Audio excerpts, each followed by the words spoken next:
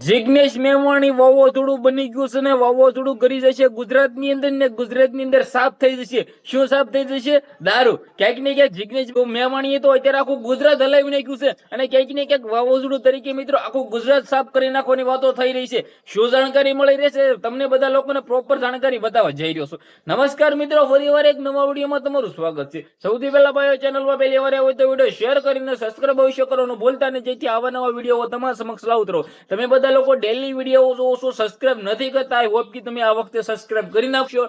ખાસ કરીને ફેસબુકમાં જોતા હોય તો ફોલો કરી નાખો. ઘણા બધા લોકો કહે છે કે તમે જિગ્નેશ મેવાણીને સપોર્ટ કરો છો, હર્ષભાઈ સિંધુનો વિરોધ કરો છો. હું કોઈનો પણ વિરોધ કરતો નથી, હું કોઈને પણ સપોર્ટ કરતો નથી. મારું મિત્રો એવું છે કે તમારી સમક્ષ જાણકારી પહોંચાડું, બાકી મારા આનાથી કોઈ પણ લેવા દેવા નથી, કોઈ પણ શું પણ કરે. પરંતુ ક્યાંક ને ક્યાંક હું તમારી સમક્ષ જાણકારી પહોંચાડું છું, તો વિડીયો ખાસ કરીને જોઈને પછી કોમેન્ટ કરવી. બાકી ડેફિનેટલી તમે બધા લોકો જાણો છો કે હાલ મિત્રો જિગ્નેશભાઈ મેવાણી એક વાવાઝોડું બનીને આગળ મિત્રો ચાલી રહ્યા છે અને પાછળ લોકો ચાલી રહ્યા છે અને ક્યાંક ને ક્યાંક ગુજરાતની અંદર ઘૂમશે અને ગુજરાતની અંદર દારૂ ઉડશે, દારૂ સાફ થઈ જશે. તો ક્યાંક ને ક્યાંક તમે બધા લોકો આ વાતથી સહમત છો? ક્યાંક ને ક્યાંક ઘણા બધા લોકો કહી રહ્યા છે કે જિગ્નેશભાઈ મેવાણી જે કરી રહ્યા છે એ ક્યાંક ને ક્યાંક અત્યારે સારું એવું કામ કરી રહ્યા છે અને જિગ્નેશભાઈ મેવાણી હાલ મિત્રો ગુજરાતની અંદર આવનારા ટાઈમની અંદર દારૂ બંધ કરાવશે અને બંધ કરાવવો પણ જોઈએ. કારણ કે જિગ્નેશભાઈ મેવાણી ખુલ્લી આમ કહી રહ્યા છે કે વિધવા મહિલાઓ સાથે હોય કે પછી બહેનો દીકરીઓ સાથે ખુલ્લી આમ મેદાનની અંદર ઉતરી ગયા છે કે પોતાના પતિઓ દારૂ પીવાના કારણે ક્યાંક ને ક્યાંક પોતાનું ઘર વિખાય છે, તે માટે ગુજરાતમાં દારૂ બંધ થવો જોઈએ. ગુજરાત કોનું ગુજરાત છે?